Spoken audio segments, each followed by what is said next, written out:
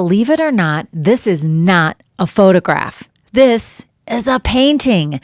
That's right. It looks so real, just like a photograph, that it falls into a category of art creating called photorealism. The artist behind these works of art is Glennray Tutor, an artist who loves to think back to his childhood and paint things from that time, things that are what's called nostalgic for him. These paintings that you're seeing here, and once again, these are paintings, not photos, are actually very large. One of his favorite motifs or things to paint are marbles on comic book pages. Look at those marbles. They look so realistic, as if we could put our hand inside the picture and pick them up. We are going to create our own realistic marble picture today. To get started, we're going to begin by tracing a couple of circles on a piece of paper. You can use something like a jar or a lid to trace your circles, or one of our handy-dandy circle tracers. From there, you're going to be painting these circles in. To prevent your circles from getting colors that become too muddy, you might want to consider using colors that are analogous. Or you could also think of it this way: colors that are all warm or all cold. Analogous colors are ones that sit next to each other on the color wheel. So if you have a color wheel handy, you could probably find one color and then choose its neighbor either to the left or the right. Those are analogous colors. For starters, I'm just going to begin with this circle, creating a series of dots and dashes. I'm thinking about what a marble might look like. If you have a marble around, if you've not lost your marbles, then you could take a close look at marbles to see exactly how they look. I'm just kind of imagining. Moving on to my next one, I'm going to create a different series of lines and maybe a different design for this marble. I know a lot of them have almost what looks like an eye in them, so I'm going to create that with a wave line. This time around, I'm using the warm colors, ones that are next to each other on the color wheel. As you know, these are called analogous. So I'm just going to create 3 completely different circles with my watercolor paint. And for the last one, maybe I'll get a tiny paintbrush and have my paintbrush be like a ballerina. She's always on her tippy toes. In this case, she's making a bunch of spirals. And don't ask me why I'm talking like this. You're going to fill up that circle, and then we'll need to wait a little bit to let it dry. Once it's dry, then we can create these beautifully painted circles into marbles.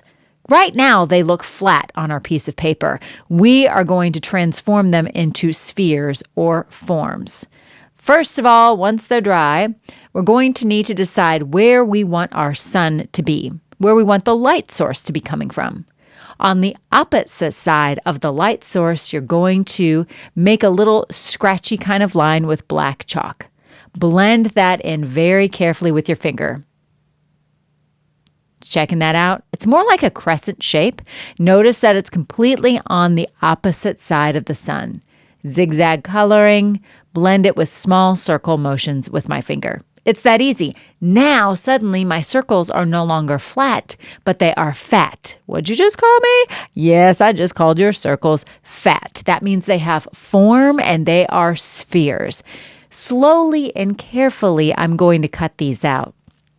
I want my circles to keep that round shape. I don't want to end up with octagon marbles, if you catch my drift. What I'm trying to say is cut slowly and carefully, staying on your line. Now begins the composition portion of the art making. Composition is the placement of things, where you plan on putting your spheres or your marbles in your work of art. Once you've got that sorted out, thinking about what might be pleasing to the eye, spreading them out just a pinch, then you can glue them down. Remember, glue goes around the edges. You never, ever need to put any glue in the middle, just a little dot of glue, or in this case, I'm making a line around the edges. Flip your paper over and massage. Paper likey. You need to make sure you massage your paper long enough to give your glue enough grab time. Flip it over and let's get started. Draw a line in the middle side and bottom middle of your sphere, and then create an oval, having the two match up. Now find the colors that are inside the marble and just create little patches of color. So I noticed that mine has a lot of the cold colors. There's some purple, light blue, and even a dark blue. Now, when you're blending chalk, the key is to massage one color at a time, cleaning your finger off in between each. That way your colors don't get muddy.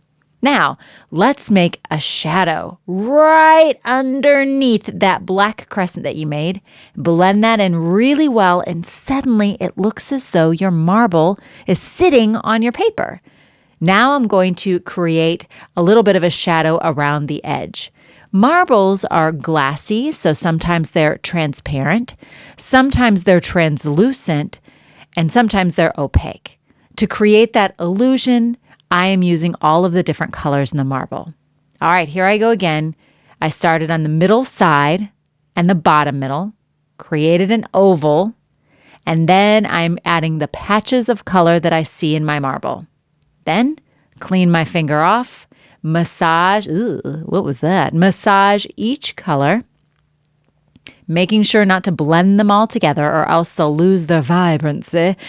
Now let's anchor that marble to the paper. Add a little shadow, blend it in, and goes around the edge. Already it looks like my marbles are three-dimensional. Right now it almost looks like though the one on the right is like floating or flying in the air. I need to make sure to give that one a shadow. Same routine. Now look, if you have a marble that's in the way, it's overlapping the shadow, then the shadow needs to have the appearance of being behind it. So don't draw the shadow on top of the other marble. Make sure you go behind it or have the appearance of being behind it. You want it to look as though one is in the foreground. In my case, the green one is in the foreground. One is in the middle ground, which was in my orange one. And one is in the background, which is the one I'm just finishing. Masterpiece complete. If you do have a marble on hand, you're going to notice that because of its round surface, it has lots of hot spots. A hot spot is where the light is reflecting on the marble. And when you're painting those hot spots, I like to paint them with a little bit of a curved kind of line. So not just like a big square of paint, but I kind of round it following the shape or the form of the sphere. This also helps give those spheres a three-dimensional look. And there you have it. Now we have these beautiful photorealistic marbles inspired by the amazing contemporary artist Glennray Tutor.